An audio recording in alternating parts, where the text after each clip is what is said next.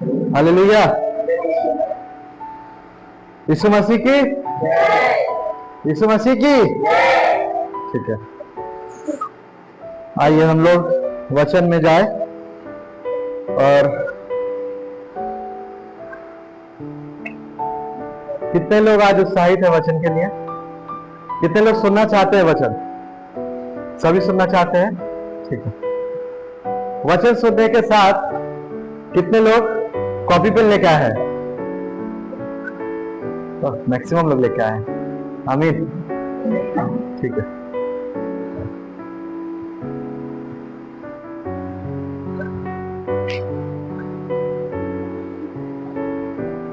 आज का वचन हम लोग शुरू करें, हम लोग पाठ करें जो भजन संहिता हम लोग पढ़ रहे थे, भजन संहिता 139।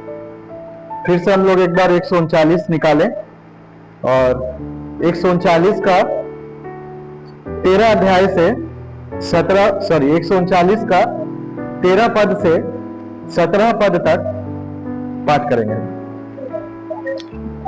भजन संहिता 139 वर्स 13 to 17।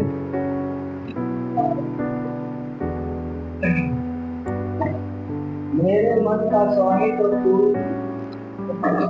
है, तूने मुझे माता के गर्भ में रखा, मैं तेरा धन्यवाद करूंगा, इसलिए कि मैं भयानक और मजबूत रीति से रचा हूँ। तेरे काम तो आश्चर्य से हैं और मैं इसे भली भांति जानता हूँ। जब मैं दुख में बनाया जाता और पृथ्वी के नीचे स्थानों में रचा जाता था, तब मेरी हड्डियां तुझसे छिपी न थी। मेरी आंखों ने मेरे विभव तत्व को देखा और फिर मेरे सब अंग जो दिन दिन बढ़ते जाते थे, वे रचे जाने से पहले मेरी फुर्सत में बीते हुए थे। मेरे लिए तो हे परमेश्वर, तेरे विचार ज्ञानी बहुमूल्य हैं, उनकी संख्या का जो कैसा बड़ा है। आमीन। बांग्ला एक तो पाठ करी, वर्स 13 to 17।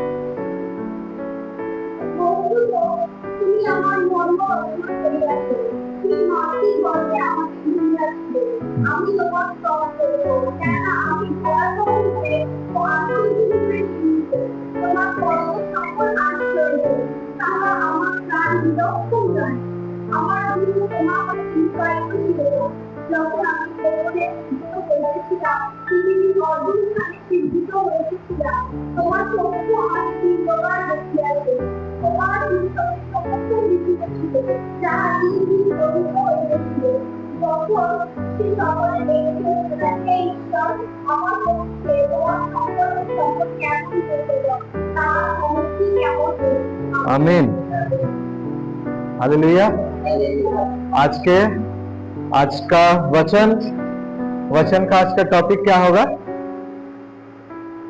भजन संहिता पढ़ने के बाद अगर किसी को थोड़ा आइडिया मिला हो, ठीक है, जो लोग लिख रहे लिख सकते हैं। आज के वचन का विषय है कि परमेश्वर के पास हमारे लिए एक क्या है? पुस्तक नहीं, परमेश्वर के पास हमारे लिए, आज का जो टॉपिक है, परमेश्वर के पास हमारे लिए क्या है? योजना है। आमीन। परमेश्वर के पास हमारे लिए एक योजना है। हम अपने पास वाले से कह सकते हैं, परमेश्वर के पास आपके लिए योजना है। कहिए, पास वाले से कहिए। शर्माने का क्या है? परमेश्वर के पास आपके लिए योजना है। परमेश्वर के पास आपके लिए योजना है। हम सभी के लिए परमेश्वर के पास एक योजना तैयार किया हुआ है। भले हो सकता है कि हम उस योजना को न जाने, हम उस प्लान को ना समझे, लेकिन हमारा बनाने वाला उस प्लान को बहुत पहले से ही जानता है। जैसे हम लोग भजन संहिता में पढ़े, क्या पढ़े हम लोग? 13 अध्याय में 13 में क्या लिखा हुआ है? 13 पद, मेरे मन का स्वामी तो तू है, तूने मुझे माता के गर्भ में रचा है। मतलब जब हम लोग पैदा भी नहीं हुए जब हम लोग जस्ट क्या थे, माता के गर्भ में थे, तब से ही परमेश्वर क्या करता है, हमें जानता है। और हमारे लिए, हमारे जीवन में जिस दिन से हमारा रचना शुरू हुआ, उस रचना की शुरुआत से लेकर के हमारा जीवन जब अंत होगा, तब तलक में क्या हमारा जीवन होगा, हमें जीवन में क्या करना है, वो हर एक योजना परमेश्वर ने तैयार करके रखा है। आमीन। 14 पद में हम लोग पढ़े कि तूने मुझे भयानक और अद्भुत रीति से, मैं भयानक और अद्भुत रीति से रचा गया हूं, तेरा काम तो आश्चर्य के है और मैं इसे भली भांति जानता हूं। जब मैं गुप्त में बनाया जाता और पृथ्वी के नीचे स्थानों में रचा जाता था, तो मेरी हड्डियां तुझसे छिपी न थी। तेरी आंखों ने मेरे बेडौल तत्व को देखा और मेरे सब अंग जो दिन दिन बने जाते थे, वे रचे जाने से पहले तेरी पुस्तक में लिखे हुए थे। आमीन। बांग्ला 16 वर्ष 16 वर्ष का लास्टेर 2 लाइन কিভাবে লিখেছে? वर्स 16, हाँ हाँ हाँ, लास्टेर 2 लाइन।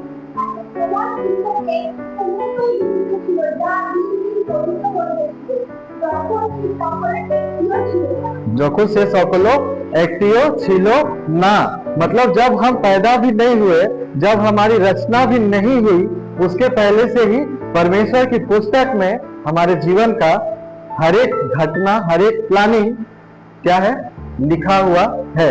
लेकिन एक चीज और है, परमेश्वर का प्लानिंग लिखा हुआ के साथ साथ परमेश्वर ने हमें एक और चीज दिया है। परमेश्वर ने हमें क्या दिया? परमेश्वर ने हमें, इंग्लिश में अगर बोले तो परमेश्वर ने हमें दिया फ्री विल। फ्री विल का मतलब, फ्री विल का मतलब कि परमेश्वर हमसे कोई भी काम जो उसकी योजना है जबरदस्ती नहीं करवाएगा। उसने हमें ये दिया हमारे अंदर, इंसान के अंदर, कि हम चूज कर सकते हैं कि हमको उसमें जाना है कि नहीं जाना है ना। और अगर हम जाएंगे तो परमेश्वर क्या करेगा, वो भी प्लानिंग है। और अगर हम नहीं जाएंगे तब परमेश्वर क्या करेगा, वो भी प्लानिंग है। हम लोग देखते हैं, उत्पत्ति में हम लोग देखे हैं आदम और हवा के समय में, है ना। जब आदम और हवा को परमेश्वर ने बनाया तो उन्होंने उसको एक चीज दिया कि वो चूज कर सकते हैं तुमको क्या खाना है, क्या नहीं खाना है। और परमेश्वर ने उनको कहा कि ये खाना और ये मत खाना, उसको बता दिया। लेकिन बताने के बाद भी उन लोगों ने क्या किया, अपना मर्जी किया, अपना मन से काम किया, क्योंकि वो हमें शुरू से दिया गया है फ्री विल। हम चूज कर सकते हैं कि हमको क्या करना है। लेकिन ऐसा बिल्कुल भी नहीं है कि हम अगर कुछ और चूज करें तो उसके लिए परमेश्वर नहीं जानता कि हमको क्या करना है। आदम और हवा ने अगर फल खा भी लिया तो परमेश्वर को पहले से ही पता है कि हम इसको मना करेंगे और ये खाएगा, उसके बाद हमको क्या करना है, उसके बाद यीशु मसीह आएगा। Everything is plan. ऐसा नहीं है कि परमेश्वर, ऐसा नहीं है कि परमेश्वर ने कहा मत खाना और परमेश्वर ने सोचा वो नहीं खाएंगे और उन लोगों ने खा लिया और परमेश्वर सोच रहा अब क्या करें। नहीं, ऐसा नहीं है। उनको सोचने का जरूरत नहीं है। उनके पास एवरीथिंग इज प्लान। सब कुछ पहले से ही प्लानिंग है क्या करना है। हम लोग पढ़े हैं कि उसी समय जब ये हुआ आदम और हवा के द्वारा, उसी समय प्रोफेसी हुआ। परमेश्वर ने क्या किया, भविष्यवाणी किया कि इस स्त्री का क्या होगा, बीज होगा जो तेरे फन को कुचलेगा और तू उसके एड़ी को डसेगा। ये था हमारा यीशु मसीह के आने के बारे में भविष्यवाणी। ये सबसे पहला भविष्यवाणी था यीशु मसीह के बारे में। हालेलुया। अगर हमसे कोई पूछे कि यीशु मसीह के बारे में बाइबल में तुम सबसे पहले कहां पढ़ते हो, तो हम लोग पढ़ते उत्पत्ति में, जहां परमेश्वर ने आदम और हवा से कहा कि मैं तेरे और इसके वंश के बीच में बैर उत्पन्न करूंगा और वो तेरे फन को कुचलेगा और तू उसके एड़ी को डसेगा। वहीं पर परमेश्वर ने यीशु मसीह के बारे में भविष्यवाणी कर दी। आमीन। और ये भविष्यवाणी कितने वर्ष के बाद जाकर के पूरी हुई? 4000 वर्ष। 4000 वर्ष पहले जो होना है, 4000 वर्ष बाद जो होना है, वो चीज परमेश्वर ने 4000 वर्ष पहले ही प्रोफेसी कर दिया था कि यीशु मसीह के बारे में। मतलब हम पैदा भी नहीं हुए, हम जन्म भी नहीं लिए, लेकिन उसके पहले से ही परमेश्वर हमारे जीवन के बारे में, हम क्या करेंगे, कहाँ रहेंगे, क्या काम करेंगे, कैसे रहेंगे, सब कुछ जानता है। और परमेश्वर चाहता है कि हम उसके राज्य में काम करें। लेकिन उसके राज्य में काम करने के लिए सबसे ज्यादा इंपॉर्टेंट क्या है? सबसे ज्यादा इंपॉर्टेंट है, बहुत पहले भी हम ये चीज बोले थे, आज फिर से बोल रहे हैं, बहुत ज्यादा इंपॉर्टेंट है, हमको एक चीज खोल करके रखना पड़ेगा। क्या खोल के रखना पड़ेगा? कान खोल करके रखना पड़ेगा। हमें अपना कान हमेशा खोल करके रखना पड़ेगा, क्योंकि ये चीज परमेश्वर ने हमें दिया है कि हम अपना कान खोल करके रखें या फिर बस बंद करके ऐसे ही सोए रहे। तो अगर हम बंद करके ऐसे ही सोए रहेंगे तो परमेश्वर का आवाज हमें कभी भी सुनाई नहीं देगा। और अगर हम परमेश्वर की आवाज सुनने के लिए अगर अपने कान खुले रखेंगे तो परमेश्वर का आवाज हमें सुनाई देगा। इससे एक जुड़ा हुआ घटना, ठीक है। समूएल मंदिर में सोया हुआ था और परमेश्वर ने उसे बुलाया, समूएल। और समूएल सोच रहा है कि एली याजक बुला रहा है, और वो जाकर के एली याजक से पूछ रहा है कि तूने मुझे बुलाया? एली कहता है नहीं, मैंने तो नहीं बुलाया, जा फिर से सो जा। जाके सो गया। सोने के बाद फिर उसको आवाज आया, समूएल। ऐसा करके होता रहा और फिर लास्ट में जाकर के एली याजक ने उसको बोला, मतलब एली याजक समझ गया कि ये जरूर हम तो नहीं बुला रहे, लेकिन ये बार बार आकर के पूछ रहे कि तूने मुझे बुलाया। तब एली याजक ने बोला, जाके लेटा रह और सुनते रह, अगर फिर से आवाज आए तो यहां मत आना, वहीं पे लेते लेते कहना क्या आ गया, क्या तेरा बात सुनता है। आमीन। मतलब तेरा बात सुन रहा है। हमको सुनना बहुत ज्यादा जरूरी है। हम अगर नहीं सुनेंगे परमेश्वर की आवाज को तो हम कहीं ना कहीं पीछे रह जाएंगे परमेश्वर की योजना में। आमीन। हमें एक हालेलुया। आप लोग मेरे साथ हैं? कितने लोग मेरे साथ हैं अभी तक वचन में? ठीक है। नीचे से आए, ऊपर आके हाथ उठा दे। ठीक है, कोई बात नहीं। ठीक है। तो अभी तक हम लोगों ने सुना कि परमेश्वर के पास हमारे लिए एक योजना है। हम सभी कहे, अभी हम लोगों ने अपने आसपास के लोगों से कहा, अब हम लोग एक बार किससे कहेंगे? नहीं, अब हम लोग एक बार खुद से कहेंगे। कहिए मेरे साथ, परमेश्वर के पास मेरे लिए योजना है। आमीन। चलिए, परमेश्वर ने हमें एक उद्देश्य के लिए बुलाया है। किस लिए बुलाया है? उद्देश्य के लिए बुलाया है। परमेश्वर ने हमें बुलाया है। आज हम यहाँ पर खड़े हैं, आप लोग यहाँ पर आकर के बैठे हुए हैं। इसके पीछे एक क्या है? एक उद्देश्य है। इसके पीछे एक पर्पस है। बांग्ला की बोले पर्पस? हाँ नहीं, मकसद तो हिंदी वर्ड है। हाँ, कारण। ठीक है, जो भी पर्पस है, इसके पीछे एक पर्पस है, एक उद्देश्य से परमेश्वर ने हमें और आपको यहाँ पर बुलाया है। ऐसे ही नहीं आप लोग यहाँ आकर बैठ गए और हम यहाँ पर आकर के खड़े हो गए, है ना? एक योजना है, एक योजना के तहत हम लोग चल रहे हैं और एक उद्देश्य हमारे जीवन में है। उस उद्देश्य को पूरा करने के लिए परमेश्वर ने हमें यहाँ पर बुलाया है। अगर हम हमेशा प्रार्थना में रहे और अपने कानों को खोल करके रखे समूएल की तरह, तो हम भी सुन पाएंगे कि हमारा उद्देश्य क्या है, वो परमेश्वर हमें बताएगा। हम लोग पाठ करें फिलिपियो 3 अध्याय 12 से 14। फिलिपियो 3 अध्याय 12 से 14। पेज नंबर बताइए थोड़ा। 274। फिलिपियो chapter 3 verse 12 to 14। Chapter 3 verse 12 to 14 पढ़िए। निशाने की ओर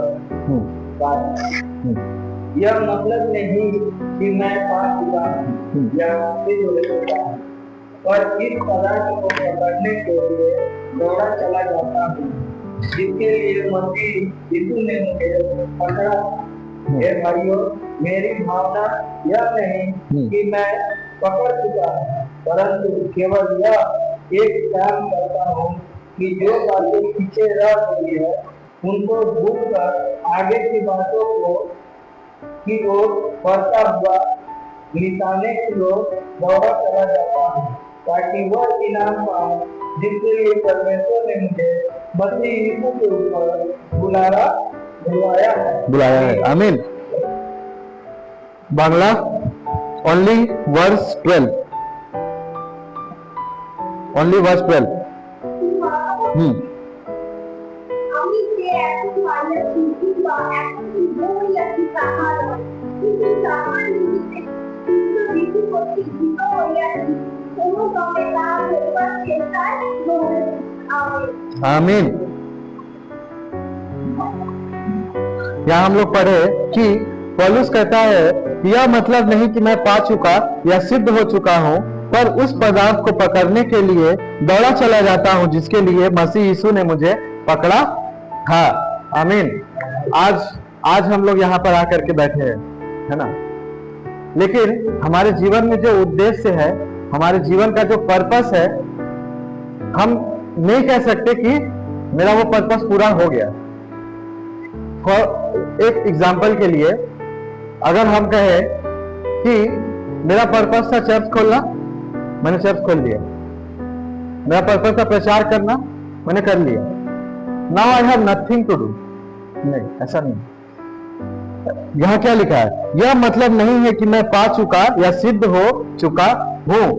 मैं पा चुका हूं या सिद्ध हो चुका हूं, इसका यह मतलब बिल्कुल भी नहीं है कि काम मेरा पूरा हो गया है। अभी हमको क्या करना है? और आगे बढ़ना है। हमेशा हमको क्या करना पड़ेगा?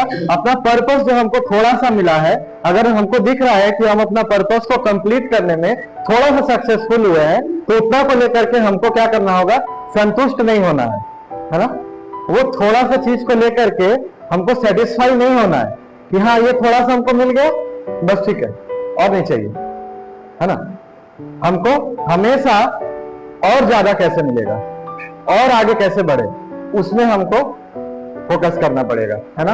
अगर जैसे आज हम लोग प्रार्थना कर रहे हैं कि हमारे मंडली में आज अगर 10 लोग हैं तो कल को हमारी मंडली में 100 लोग हो।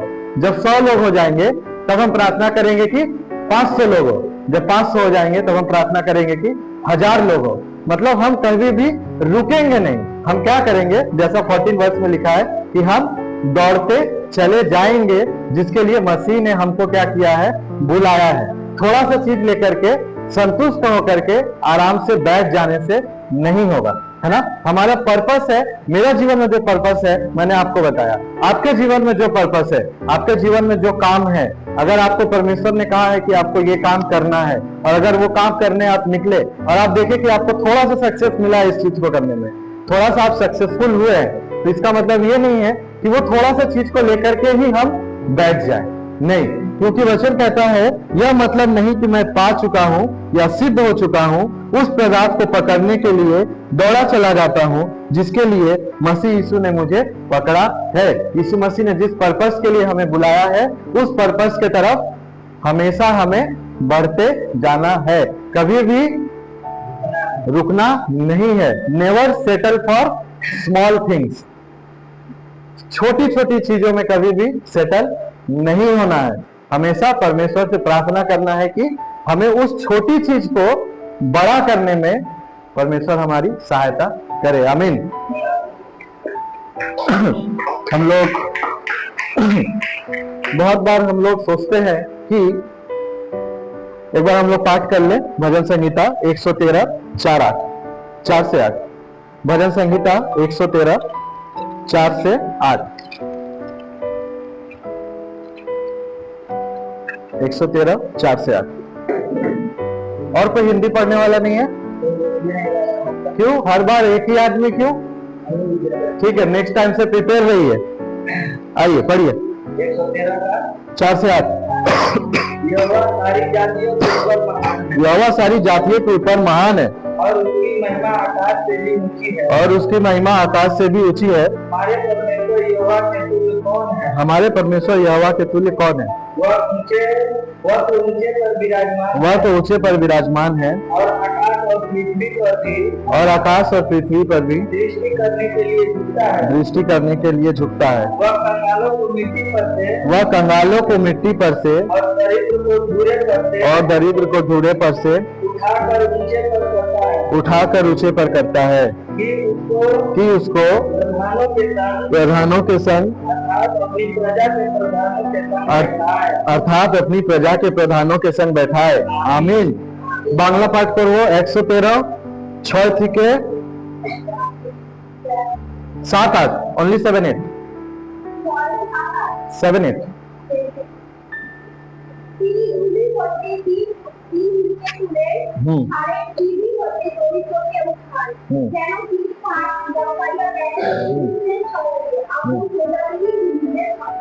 आमीन। वचन कहता है कि परमेश्वर क्या करता है? किसको कहां से उठाता है? परमेश्वर क्या करता है? एक अमीर आदमी को परमेश्वर एक अमीर आदमी को एक बड़े से महल से उठा करके उसको और एक बड़े महल में ले जाके बैठा देता है। ऐसा है क्या? नहीं, ऐसा नहीं है।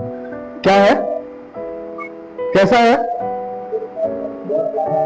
वह कंगालों को मिट्टी पर से उठाता है और दरिद्रों को धूरे पर से उठाकर ऊंचा करता है कि उनको प्रधानों के संग अर्थात अपनी प्रजा के प्रधानों के संग बैठाए। परमेश्वर कभी भी ऐसा नहीं देखता कि परमेश्वर को जब हमसे अपना काम करवाना है, ठीक है, जब परमेश्वर को हमसे या आपसे अपना काम करवाना है तब वो नहीं देखता कि आपके पास कितना बड़ा घर है, आपके पास बैंक बैलेंस कितना है, आपका शरीर कैसा है, लंबा चौड़ा है, ना कि नाटा है, ना कि मोटा है, ना कि पतला है, नहीं देखता।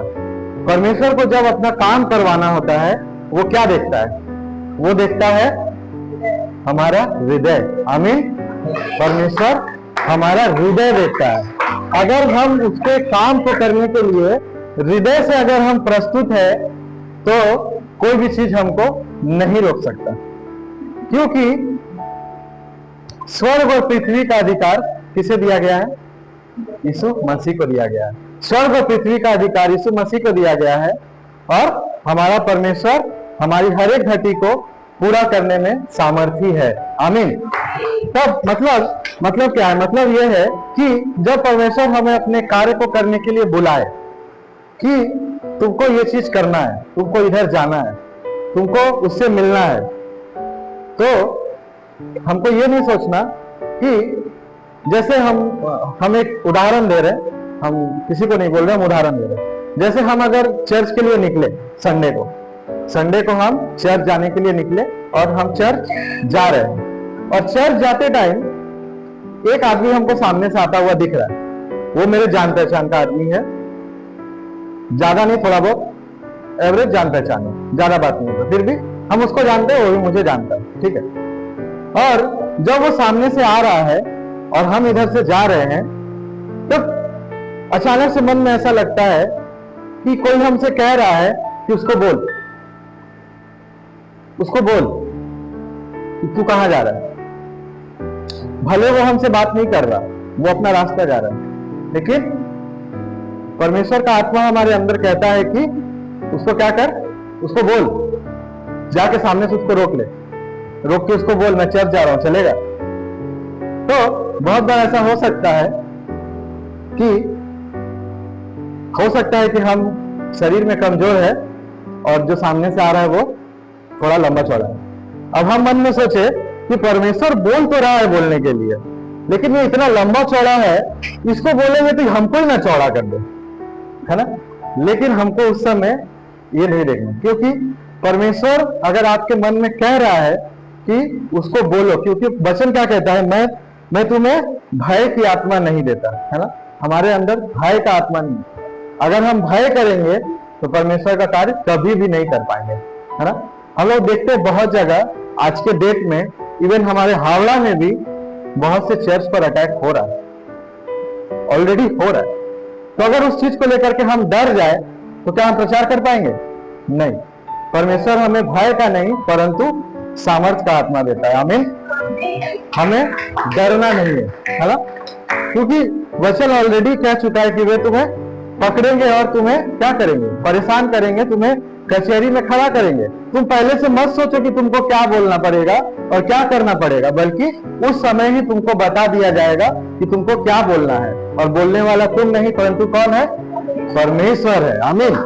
मतलब परमेश्वर हमारे लिए योजना तैयार किया है और उस योजना को पूरा करने के लिए जिस जिस चीज का जरूरत है उस हर एक चीज को देने में परमेश्वर सामर्थी है।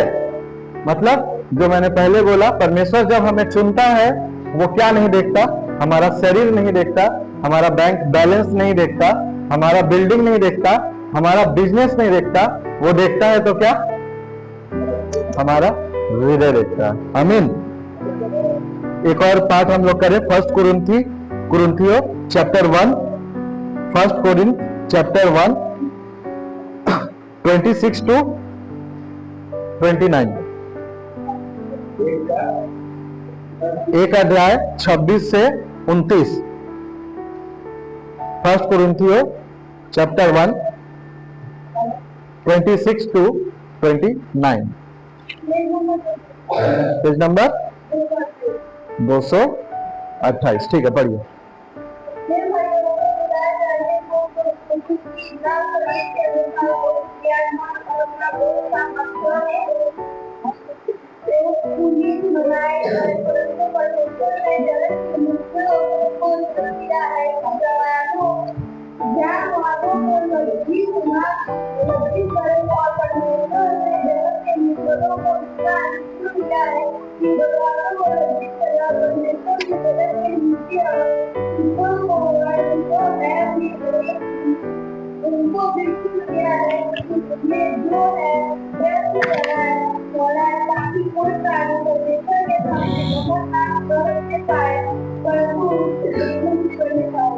आमीन। Bangla chapter 1 26 to 29। 26 থেকে 29। তোমাদের আহ্বান দেখো, যিনি মাংস অনুসারে জ্ঞানবান অনেকে যায়, পরাক্রমী অনেক নাই, দ্বিতীয় পদস্থ অনেকে নাই, কিন্তু ঈশ্বর জগদীশ মুক্ত ঈশ্বর সকল পবিত্র করে। কেন জ্ঞানবানদের লজ্জা দেয় এবং ঈশ্বর জগতের বিস্ময় বিষয় সকল পবিত্র করে। যেমন শক্তি মতো বিষয় সকলকে লজ্জা দেয় এবং জগতের যাহা যাহা নিহিত, যাহা যাহা তুচ্ছ, যাহা যাহা কিছু নয়, সেই সকল বিশ্বাস পবিত্র করে এবং যাহা যাহা আছে সেই সকল অবিশ্বাস করে। आमीन। वचन कहता है कि परमेश्वर किसे चुनता है? बहुत ज्यादा बुद्धि वाला। ओह, वेरी स्मार्ट, है ना? परमेश्वर किसे चुनता है? Very smart. PhD, MBA, नहीं। परमेश्वर चुनने से पहले क्या नहीं देखता? इसके पहले वाला पद में हम लोगों ने देखा कि परमेश्वर हमें चुनने से पहले हमारा आर्थिक चीज नहीं देखता। और अभी हम लोग देखे कि परमेश्वर हमें चुनने से पहले क्या नहीं देखता? हमारा डिग्री नहीं मांगता। तुम्हारे पास कौन सा डिग्री है ना? तुम्हारे पास कौन सा डिग्री है? क्या किए हो? कहां से ग्रेजुएशन किए हो, है ना? ऐसा परमेश्वर नहीं मानता। हम लोग अगर पढ़े हैं, विश्वास करके सभी पढ़े होंगे, यीशु मसीह के कितने चेले? 12 में से कितने ग्रेजुएट? एक दिन। कोई मछली पकड़ रहा है तो कोई कुछ कर रहा है ना? कुछ थोड़ा बहुत पढ़े लिखे हैं लेकिन बेसी भाग नहीं पढ़े लिखे, है ना? और जब वो लोग नहीं पढ़े लिखे हैं, जब वो लोग जाकर के सामर्थ्य के कार्य कर रहे हैं, तब लोग देख के अचंभा कर रहे हैं, यार हम लोग इतना पढ़ लिख गए, हमसे नहीं हो रहा, ये बिना पढ़ा लिखा इतना बड़ा काम कैसे कर रहा है? आमीन। लेकिन वो लोग कैसे कर पाते हैं? वो लोग कैसे वो लोग रोगी को चंगा कर देते हैं? उनकी परछाई को छू लेने से लोग चंगे हो जाते हैं? पढ़ाई लिखाई से, बुद्धि से नहीं, सिर्फ और सिर्फ यीशु मसीह के सामर्थ्य के द्वारा। यीशु मसीह वचन कहता है कि मैं किसको चुनता हूं? बहुत बुद्धिमान, जो अपने नॉलेज में बहुत ज्यादा बुद्धिमान है, अपने आप को बहुत बुद्धिमान समझता है, उसको नहीं। वचन कहता है कि हे मेरे पुत्र, तू अपनी क्या कर, अपनी दृष्टि में बुद्धिमान मत बन, खुद को ज्यादा बुद्धिमान मत समझ, परंतु अपना हर एक चिंता यहोवा पर डाल दे और उसी को स्मरण करके अपना हर एक काम कर। आमीन। मतलब अपने नजर में बुद्धिमान बनने का जरूरत नहीं है, हर एक काम परमेश्वर के ऊपर छोड़ दो और उसी के द्वारा जो अगुवाई किया जाए उसको करो। आमीन। एक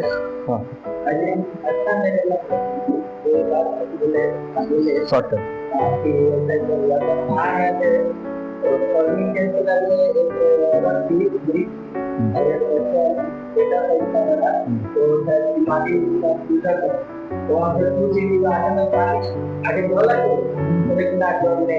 आगे जब बढ़े तो हमारा क्या आया कि हमको इसको यीशु मसीह का प्रचार करना चाहिए, तो फिर हम रुके नहीं।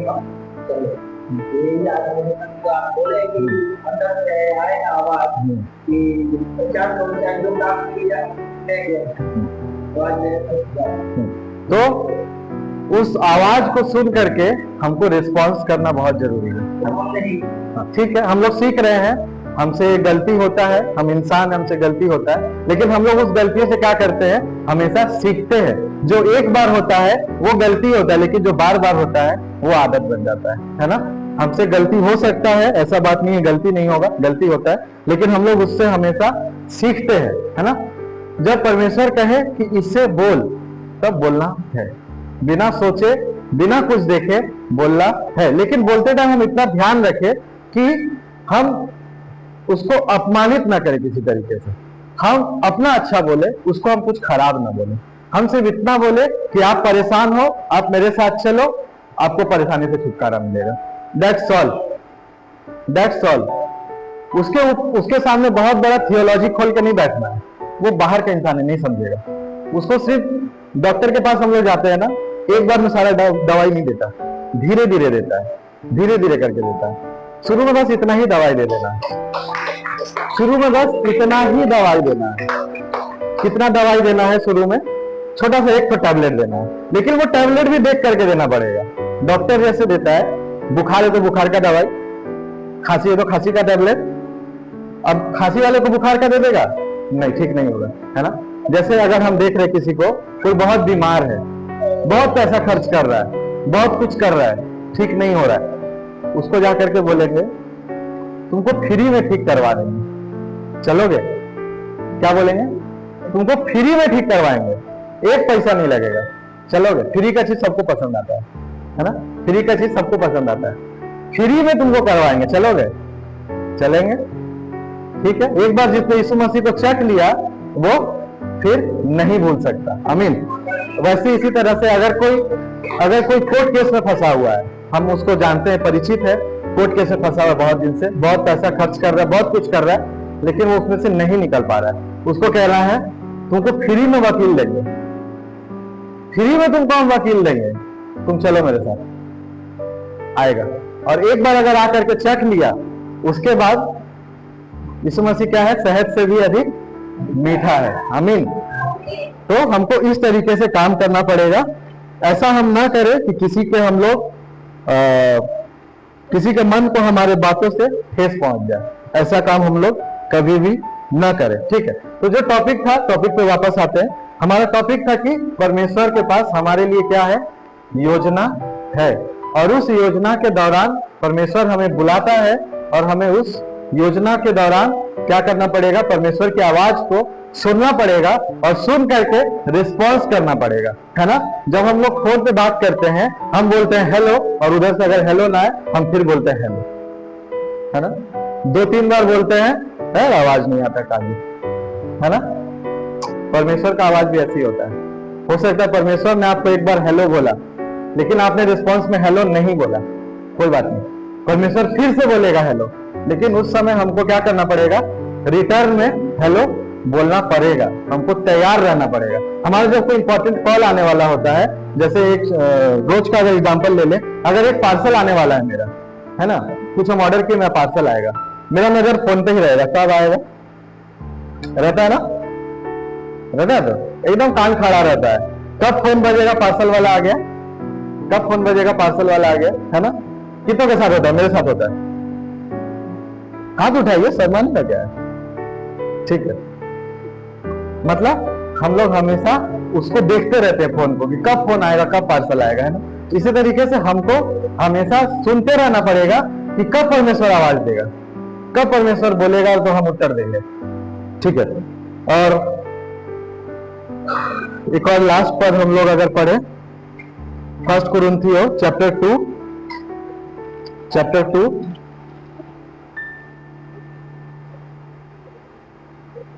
9 और 10।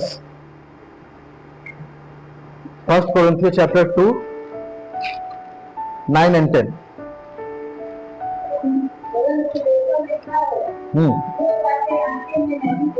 जो बातें आंख ने नहीं देखी और कान ने नहीं सुनी, जो बातें मनुष्य के चित्त में नहीं चढ़ी,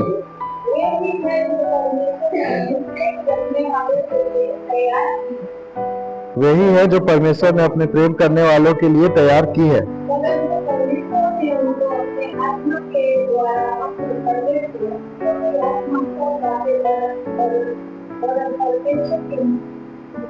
गुण बातें जांचता है। आमीन। बंगला ओनली 9।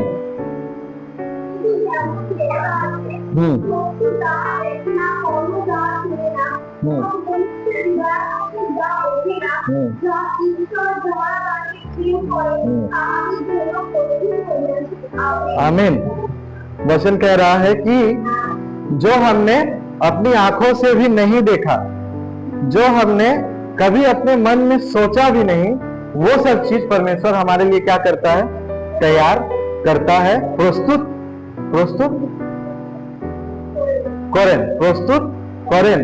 माने যে জিনিস আমি দেখিনি, যেটা জিনিস আমি দেখতে পারছি না, যেটা আমি কোনোদিন চিন্তা ভাবনা করিনি যে এইটা আমার জীবনে হবে, এই কাজটা আমার জীবনে হবে, সেই কাজটা অলরেडी ईश्वर কি করেছে? प्रस्तुत করে দিয়েছে। ऑलरेडी परमेश्वर ने उसको हमारे लिए तैयार कर दिया है। आज अगर हम अपने सिचुएशन को देखें, कि हम गरीब है, हम कमजोर है, हम अकेला है, लेकिन परमेश्वर कहता है क्या? जो तुमने अपनी आंखों से नहीं देखा और जो तुमने अपने मन में कभी सोचा भी नहीं है, वो चीज मैं तुम्हारे जीवन में क्या करूंगा?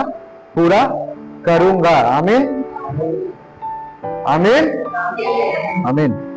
हम लोग 2 एग्जाम्पल देख लेते हैं फटाफट, थोड़ा छोटा करके। हम लोग सभी पढ़े होंगे यूसुफ के बारे में, मेरा तो फेवरेट है यूसुफ के बारे में, पुराना नियम यूसुफ। ठीक है, हम बता देते हैं। यूसुफ जो था, यूसुफ अपने भाई लोग में जो था, पिता का सबसे ज्यादा ये था, प्रेमी था। मतलब यूसुफ के और 11 भाई थे, यूसुफ लेकर के 12 भाई थे। 12 भाई में से यूसुफ जो था, वो उसको उसका पिताजी थोड़ा ज्यादा मानते थे। और यूसुफ ने एक दिन स्वप्न देखा कि क्या होगा, एक समय ऐसा आएगा कि उसका जो मतलब है, उसका मतलब हम बता देंगे डायरेक्टली, कि सभी जो उसके घर के लोग हैं, जो उसके भाई है, वो एक समय में आकर के उसके सामने झुकेंगे। और यूसुफ ने ये स्वप्न अपने भाइयों के बीच में कहा, तो वो लोग क्या किए? वो लोग गुस्सा हो गए, क्या बात करता है, हम लोग तेरे सामने झुकेंगे? और इस चीज की वजह से, और क्योंकि उसका पिता उससे बहुत प्रेम करता था, इस चीज की वजह से वो लोग उससे क्या करने लगे? जलने लगे। और जलन के वजह से क्या हुआ?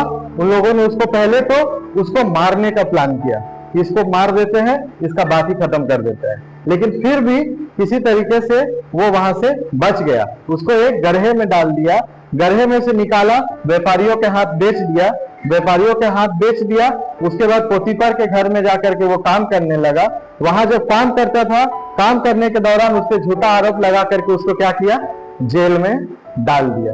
और जेल में डालने के बाद क्या हुआ, एक समय ऐसा आया कि जेल में से निकल करके वो क्या बन गया, प्रधानमंत्री बन गया। आमीन।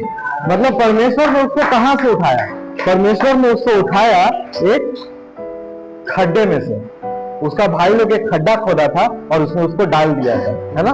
परमेश्वर ने उसको एक खड्डे में से निकाल करके क्या किया, एक देश का उसको प्रधानमंत्री बना दिया। जैसा वचन कहता है, वो धुएं को क्या, कंगालों के धुएं पर से उठाकर प्रधानों के बीच बैठाता है। एक और एग्जांपल हम लोग देखे, सब कोई पढ़े दाऊद के बारे में, है ना। दाऊद क्या था, दाऊद जब छोटा था उसका काम क्या था, भेड़ बकरी चराना, भेड़ बकरी चराना। उसका भाई लोग उसको समझते थे यूजलेस, ये यूजलेस है, इसका कोई यूज नहीं है, ये छोटा है, कमजोर है, ताकत नहीं है, उसको समझता था यूजलेस।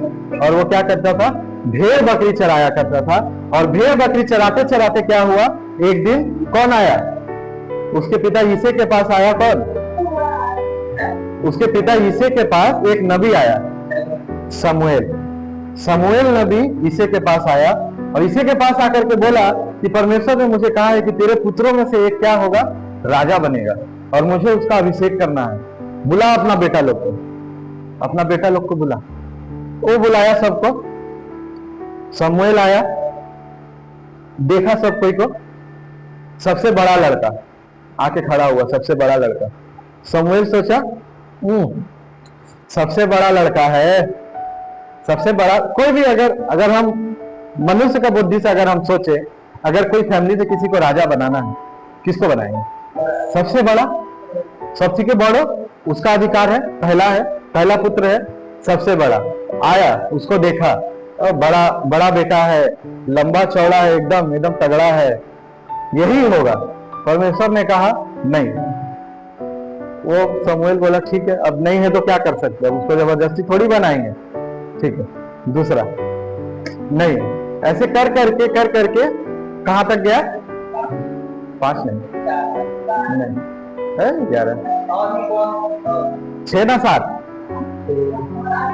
दाऊद को छोड़ के 7 बेटे, है ना। हाँ, तो 7वां बेटा तक वो देखते गया, हर एक के पास जाता है, प्रार्थना करता है, परमेश्वर बोलता है नहीं, ठीक है, चलो 1 नंबर हो गया, नहीं। दूसरा पक्का होगा, दूसरा नहीं, तीसरा नहीं, चौथा नहीं, 5वां नहीं, 6ठा नहीं, 7वां। शमूएल बोल रहा है परमेश्वर से, ये आखिरी है, करवा दो, नहीं तो इसे मारेगा, बोलेगा राजा बनाने आया था, बोलता है एक भी नहीं है। तो 7वां में आया शमूएल, प्रार्थना किया, परमेश्वर बोला नहीं। इसे शमूएल परेशान हो गया, जाप बाबा 7 को देख लिया लाइन से, परमेश्वर हर एक को बोल रहा है कौन है रे भाई। तब वो जाकर के इसे से पूछा, इन लोग को छोड़ के तेरा और कोई बेटा है, इन लोग को छोड़ के तेरा और कोई बेटा है क्या। इसे बोलता है एक तो है, उधर भेड़ बकरी चराता होगा कहीं, है ना। क्या कहा, उधर होगा कहीं भेड़ बकरी चरा रहा होगा, वो तो सबसे छोटा लड़का है, ये छोटा सा है, कितना 13 साल ना 15 साल ऐसे कुछ होगा, ठीक से याद नहीं आ रहा, 12-15 साल शायद, जहां तक हमको याद है। हाँ 14-15 ना, ऐसे कुछ 15 साल धर लीजिए। 15 साल का एक छोटा लड़का है, उधर भेड़ बकरी चरा रहा है। बोला उसको बुला करके ला, और उसको बुला करके लाया, और परमेश्वर ने कहा यही है, यही तो मिली है, यही है, यही राजा बनेगा, ये बड़ा बेटा नहीं बनेगा, बस उसको नहीं बनाएंगे। किसको बनाएंगे, ये छोटा को बनाएंगे, है ना। तो अगर हम अपने फैमिली में छोटे हैं, अगर हम उम्र में छोटे हैं, डजंट मीन कि हम कुछ कर नहीं सकते। परमेश्वर अगर चाहेगा तो क्या कर सकता है, सब कुछ कर सकता है। जब परमेश्वर एक कौवा से खाना ला सकता है, एक गधा इंसान का भाषा बोल सकता है, तो ये तो नॉर्मल चीज है, ये तो सब बहुत बड़ा चीज है। परमेश्वर के लिए कोई चीज बड़ा नहीं है ना। तब परमेश्वर ने कहा कि ये दाऊद जो है तेरा सबसे छोटा बेटा, यही राजा बनेगा। और इस प्रकार से कहा कि तुम शारीरिक चीज को देख रहे हो, तुम शरीर देख करके राजा चुन रहे हो, लेकिन मैं शरीर देख करके राजा नहीं चुन रहा हूं, मैं हृदय देख करके राजा चुन रहा हूं। और दाऊद को परमेश्वर ने चुना। वो भेड़ बकरी चराता था और भेड़ बकरी चराने से उसको उठा लिया और उठा करके क्या किया, राजा बनने के लिए अभिषेक कर दिया। और आज उसका अभिषेक हुआ और कल वो राजा बन गया। नहीं नहीं, वेट वेट वेट वेट नहीं, आज उसका अभिषेक किया, उसके बाद एक लंबा समय बीता। उस समय के दौरान वो क्या करता था, राजा के सामने बाजा बजाता था। बाजा बजाते समय जब राजा को पता चल गया कि मेरा बेटा राजा नहीं बनेगा, राजा तो ये बनेगा आने वाला समय में, उसको जलन हो गया। वो क्या करने लगा, उसको मारने का चेष्टा करने लगा। अब कोई भी राजा वो सोचेगा इसको क्यों राजा बना, मेरा बेटा को राजा बनाएंगे, इसको मार दो, हटा दो, है ना। उस समय में ऐसा होता था, क्योंकि उस समय में ऐसा होता था, तो वो सोचा कि इसको मार दो, खत्म कर दो। तो राजा ने उसको मारने का भी प्रयास किया। बहुत बार ऐसा हुआ कि दाऊद क्या करता था, एक जगह से दूसरी जगह भागता रहता था, सिर्फ अपना जान लेकर के, अपना जान बचा करके एक जगह से दूसरी जगह भागता था, छिप के रहता था। कभी गुफा में छिप जाता था, कभी जंगल में छिप जाता था, कभी पहाड़ पर छिप जाता था। और वो राजा उसको मारने के लिए उसका पीछा करते रहता था कि जहां उसको पाए उसको मार दे। और अगर उस समय में जाकर के हम दाऊद से कहे कि परमेश्वर के पास तेरे लिए प्लानिंग है, तो दाऊद भी सोचेगा क्या प्लानिंग है यार, आज कहां रात को सोऊंगा मुझे तो पता नहीं। आज रात को मैं गुफा में सोऊं, ना कि जंगल में सोऊं, ना कि नदी के किनारे सोऊं, कहां छिप के सोऊं मुझे पता नहीं। लेकिन दाऊद के अंदर क्या था, वो विश्वास था, है ना, कि परमेश्वर ने जब उसका अभिषेक किया है, बहुत बार उसको ये ऑप्शन मिला कि वो जो राजा उसको मारना चाहता था उसको मार दे, खत्म कर दे, लेकिन उसने ऐसा नहीं किया। उसने कहा कि मैं ऐसा नहीं करूंगा, अगर परमेश्वर ने कहा राजा बनाऊंगा तो वो उचित रीति से मुझे बनाएगा। आमीन। और परमेश्वर ने उसको क्या किया, एक समय के बाद उसको थोड़ा सा मिला। इस्राएल के 12 गोत्र में एक गोत्र का वो राजा बना, यहूदा का राजा बना, सिर्फ यहूदा का राजा, और बाकी गोत्र उससे अलग हो गए थे। लेकिन फिर कुछ समय बीता और कुछ समय के बाद वो भेड़ चराने वाला बच्चा, वो जो भेड़ बकरी चराता था, वो बच्चा क्या हुआ, पूरे इजराइल का ऊपर राजा बना। आमीन। मतलब जो मैंने शुरू में बोला कि हमको थोड़ा सा लेकर के संतुष्ट नहीं होना, थोड़ा सा मिल गया संतुष्ट हो गए। प्रार्थना किए कि मेरा बिजनेस हो जाए, हुआ, थोड़ा सा हुआ, थोड़ा सा चला, अब वो थोड़ा सा लेकर संतुष्ट हो गए, नहीं, उसको प्रार्थना कंटिन्यू रखना है ताकि उसको हम और अधिक बड़ा कर पाए, क्योंकि परमेश्वर के पास हमारे लिए योजना है। आमीन।